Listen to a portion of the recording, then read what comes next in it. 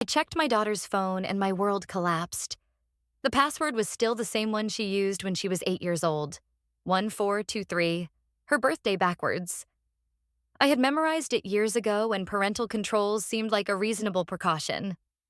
When she turned 15, I never changed the password, never asked for the new one. I just told myself it was there if I ever really needed it.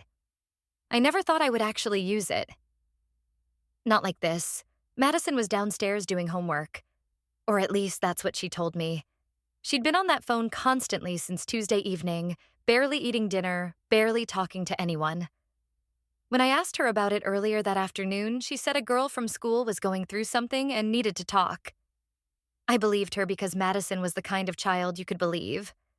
Sensitive, empathetic, the type of teenager who brought injured birds to animal rehabilitation centers and cried at homeless encampments.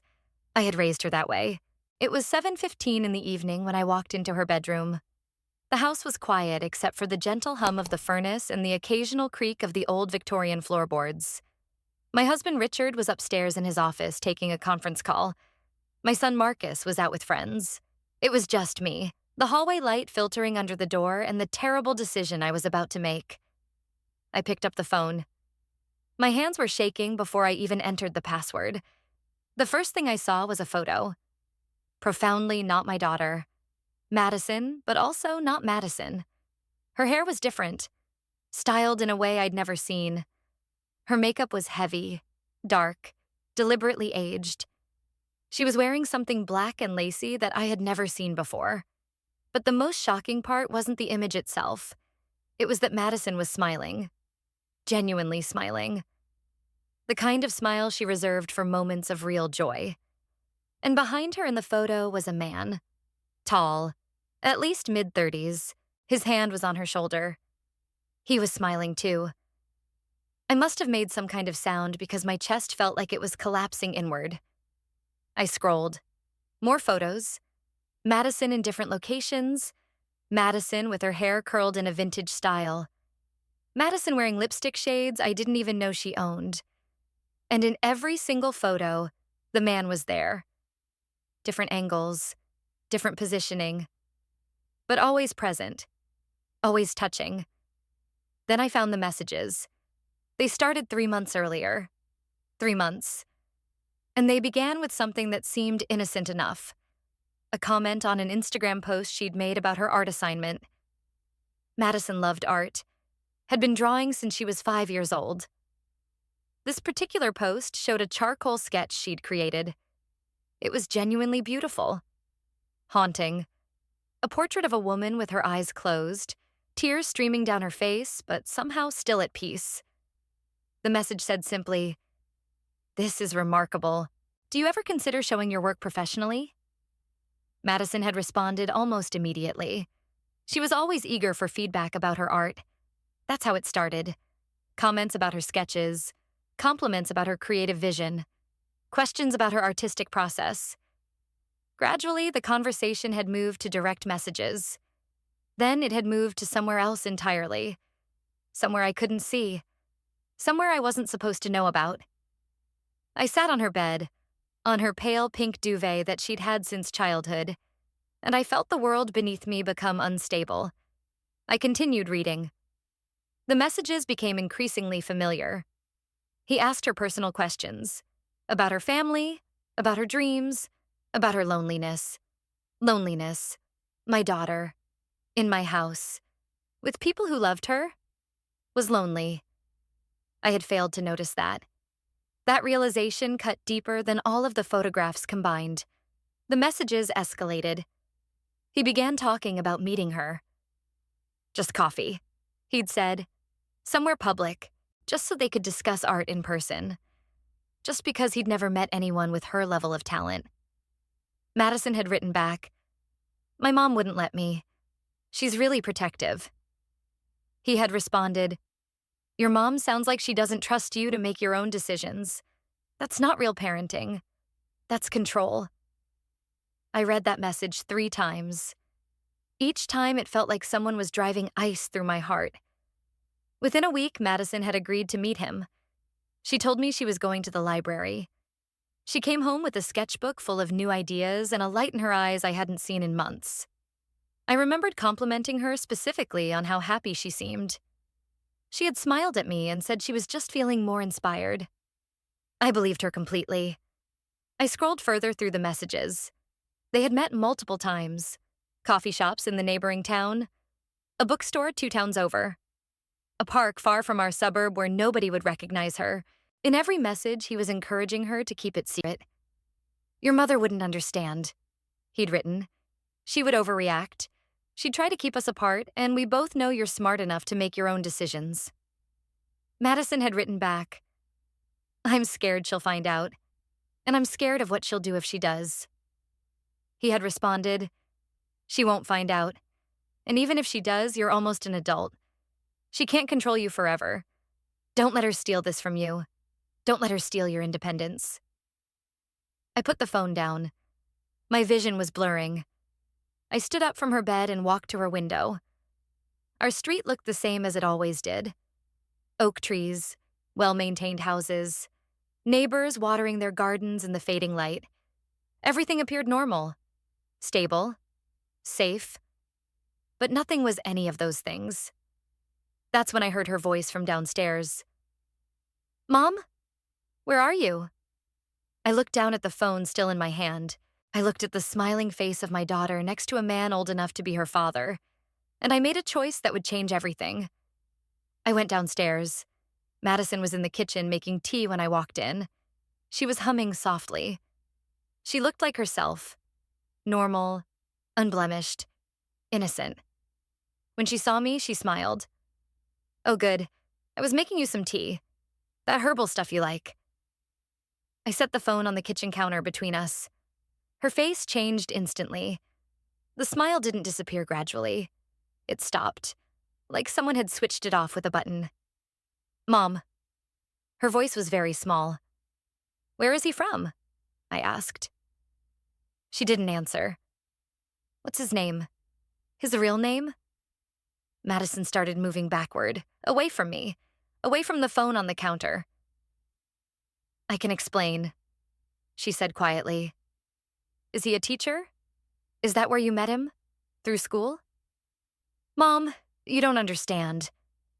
Her hands were shaking now, exactly like mine had been upstairs. "You don't understand what this is. You don't understand him.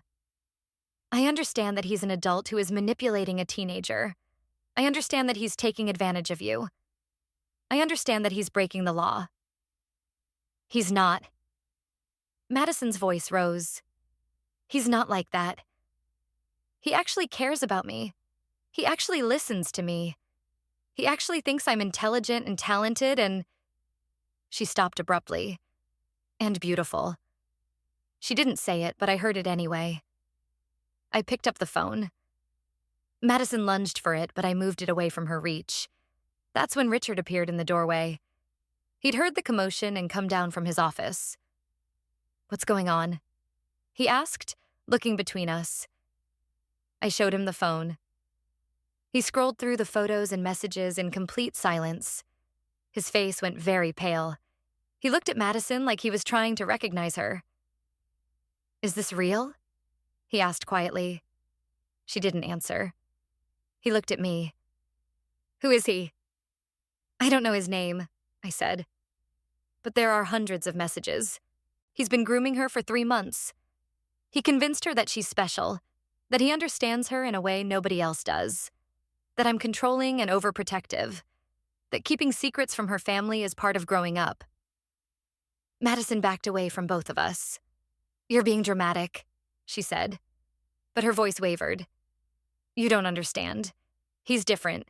He's kind. He listens to me." "He's predatory," I said. "Madison, he's committing a crime." "He's not." She was crying now. "I wanted this. I chose this. I'm not a child." "You are 15 years old," Richard said. His voice was hollow. "Almost 16. 15, he repeated.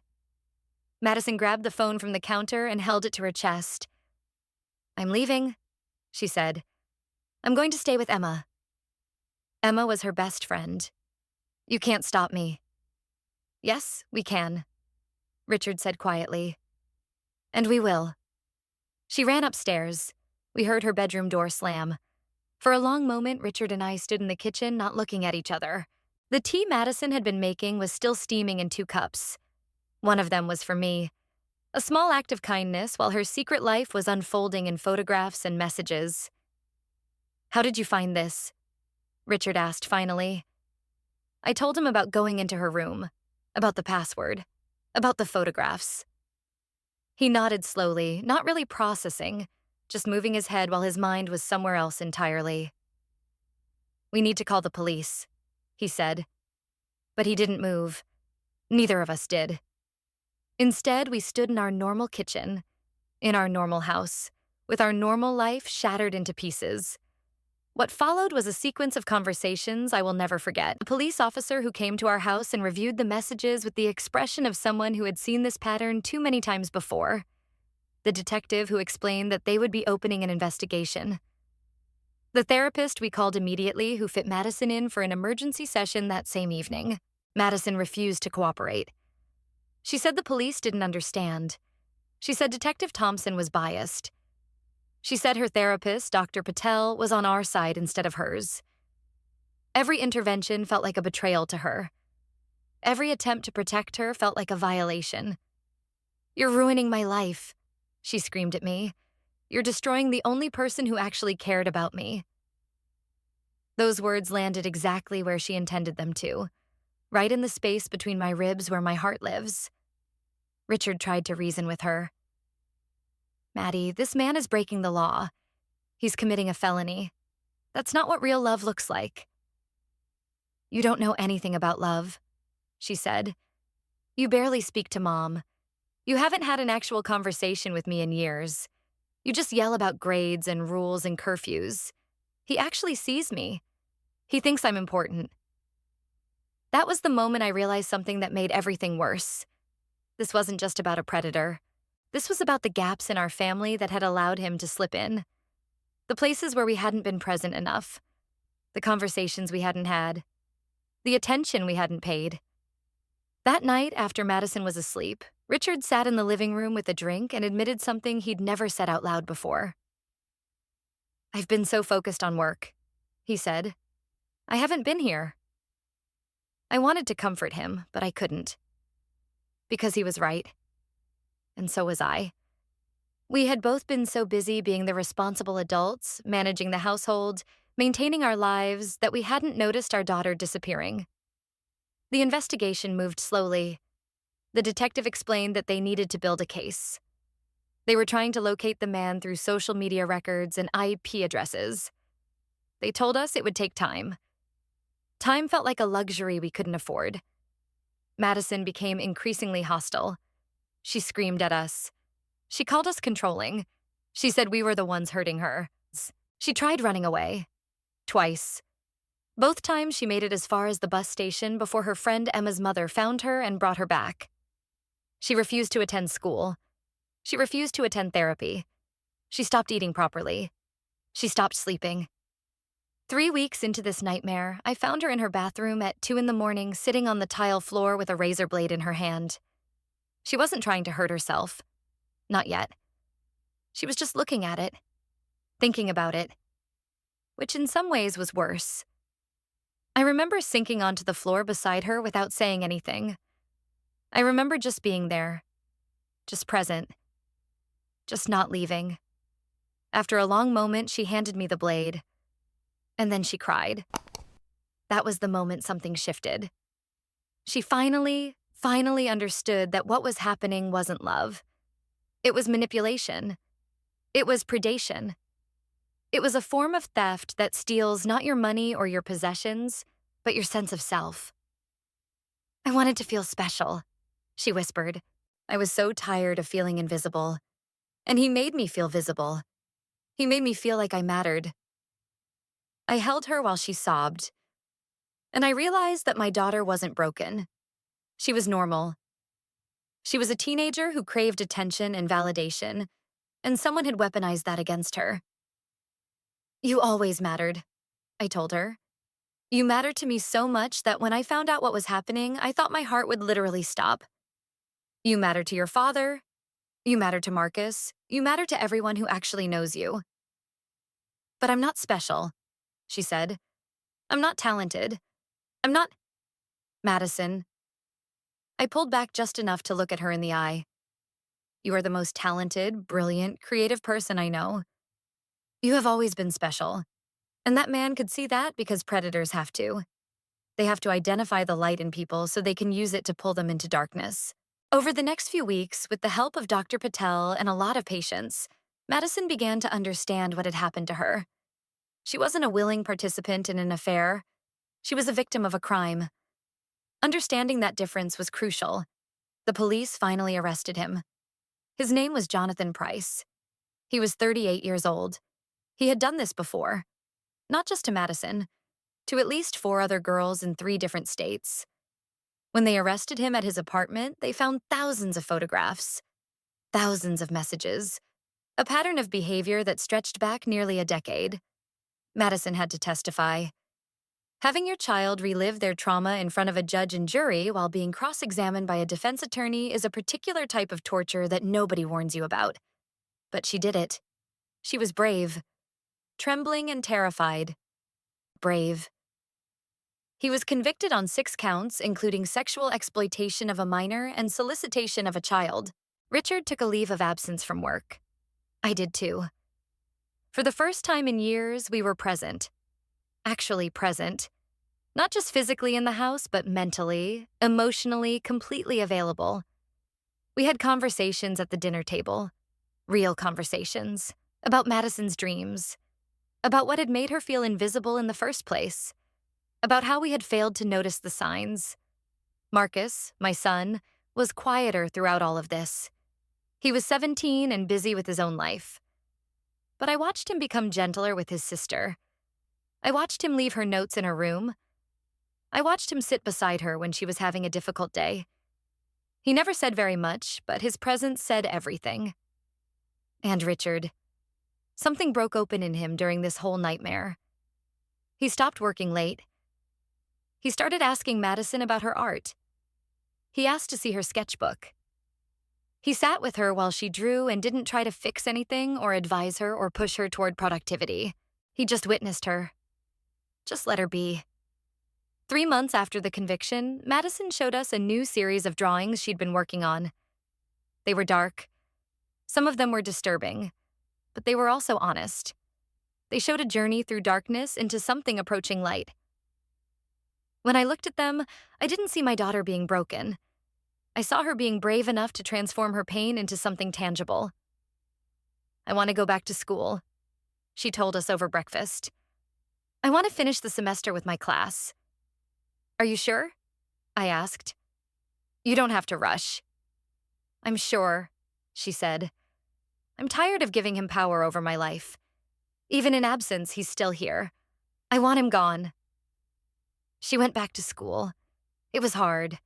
Some girls had heard rumors and were kind about it. Others weren't.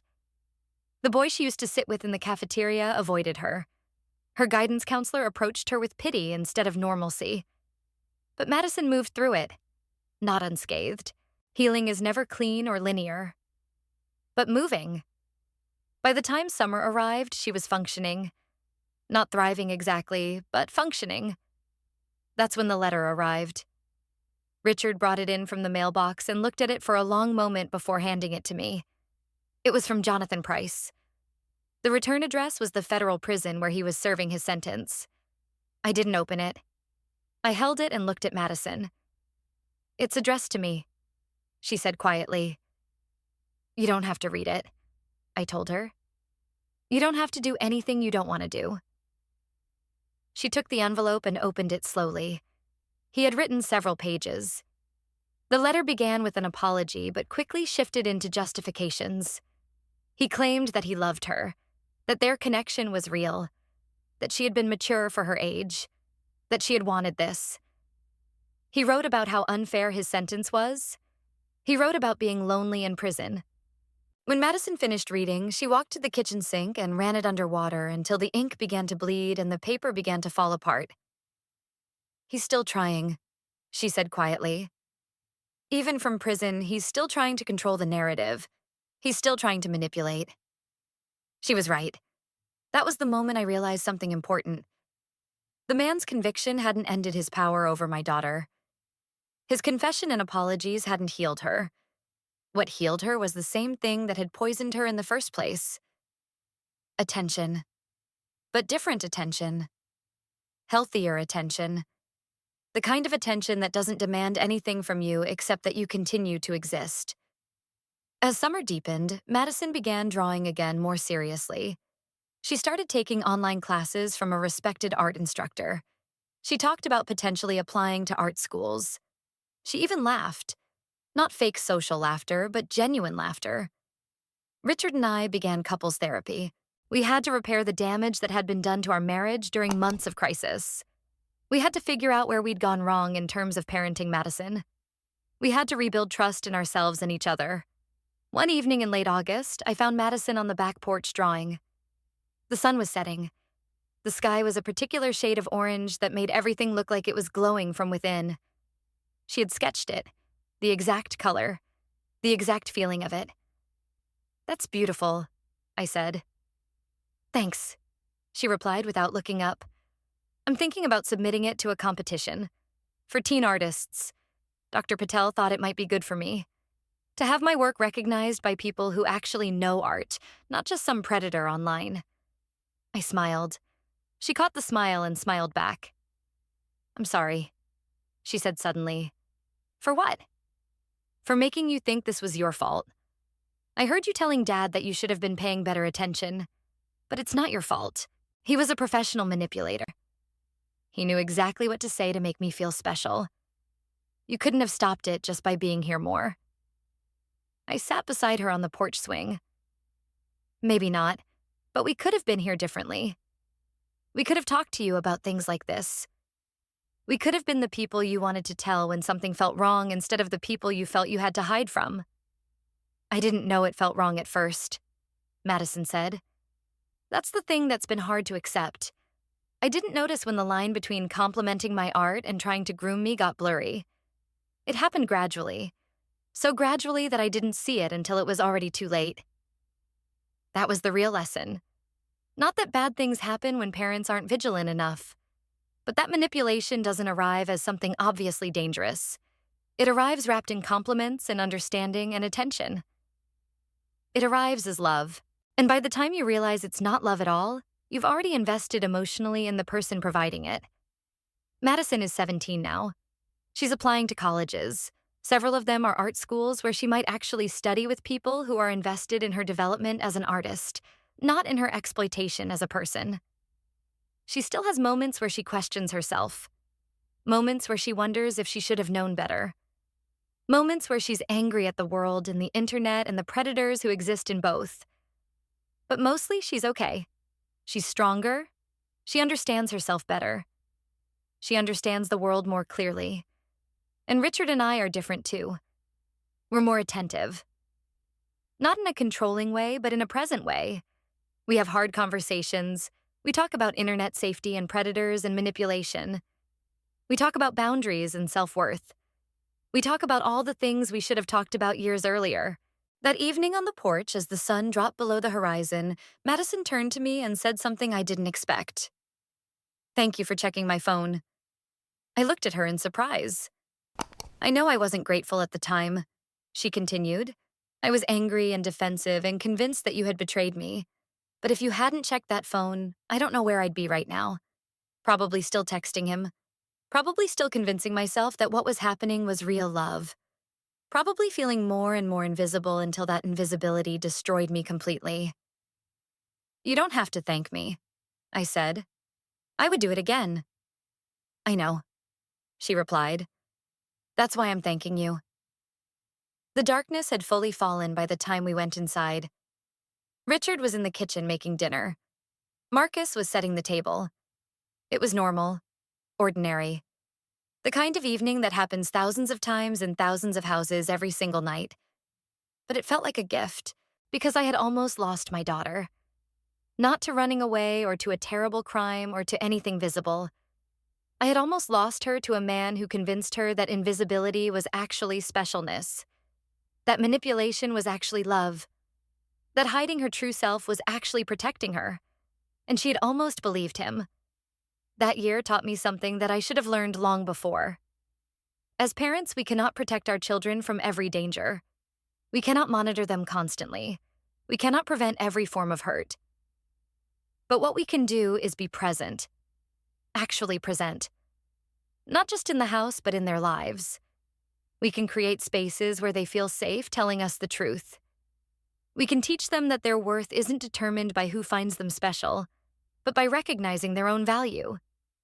We can listen. Really listen. Not with the goal of fixing everything, but with the goal of understanding them.